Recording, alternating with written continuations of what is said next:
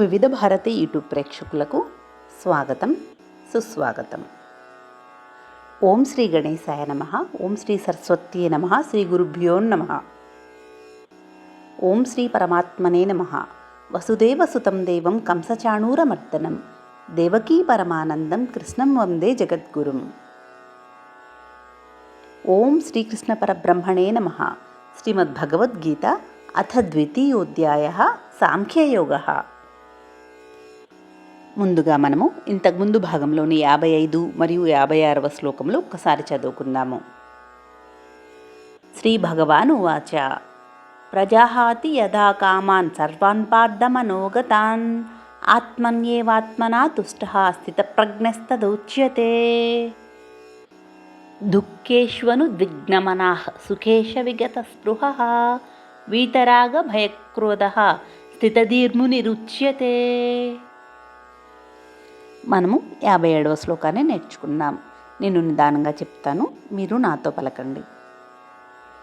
యస్సర్వత్రా నభిస్నేహః తత్తత్ ప్రాప్య శుభాశుభం నాభినందతి నద్వేష్టి తస్య ప్రజ్ఞా ప్రతిష్ఠితా. యస్సర్వత్రా నభిస్నేహః తత్తత్ ప్రాప్య శుభాశుభం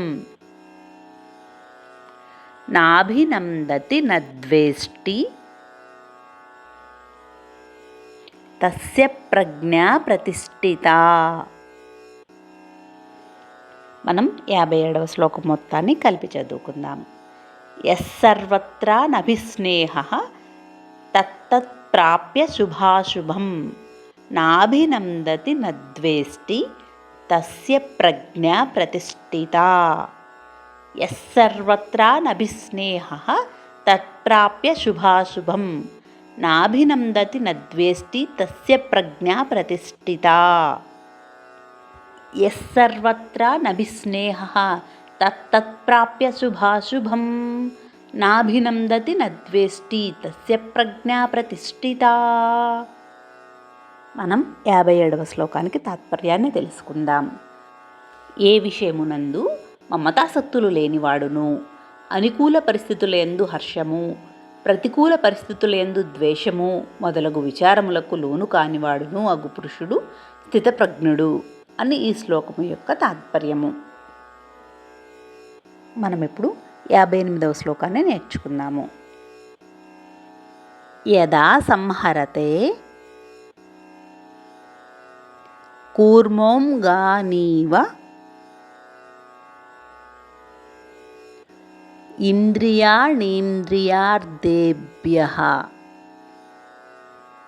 తస్య ప్రజ్ఞా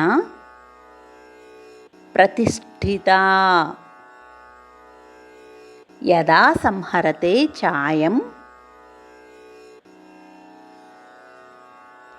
కూర్మోంగానీవ సర్వశః ఇంద్రియాణీంద్రియార్థేభ్యః తస్య ప్రజ్ఞా ప్రతిష్ఠితా. మనం 58వ శ్లోకాన్ని మొత్తాన్ని కలిపి చదువుకుందాం. యదా సంహరతే చాయం కూర్మోంగానీవ సర్వశః ఇంద్రియాణీంద్రియార్థేభ్యః తస్య ప్రజ్ఞా ప్రతిష్ఠితా. యదా సంహరతే చాయం కూర్మోంగానీవ సర్వశః ఇంద్రియాణీంద్రియార్థేభ్యః తస్య ప్రజ్ఞా ప్రతిష్ఠితా. యదా సంహరతే చాయం కూర్మోంగానీవ సర్వశః ఇంద్రియాణీంద్రియార్థేభ్యః తస్య ప్రజ్ఞా ప్రతిష్ఠితా. మనము 58వ శ్లోకం మొత్తానికి తాత్పర్యాన్ని తెలుసుకుందాం. తాబేలు తన అంగాలని అన్ని వైపుల నుండి లోపలికి ముడుచుకున్నట్లు తన ఇంద్రియాలను విషయ వస్తువుల నుండి ఎప్పుడు ఉపసంహరించుకుంటాడో అప్పుడు అతడి ప్రజ్ఞ నిలుకడగా ఉంటుంది. అటువంటి వాడు స్థితప్రజ్ఞుడు అని ఈ శ్లోకము యొక్క తాత్పర్యము. తరువాయి భాగంలో మరో 2 శ్లోకాలను నేర్చుకుందాము.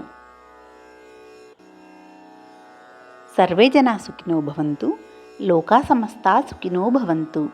ఓం శాంతి శాంతి శాంతి.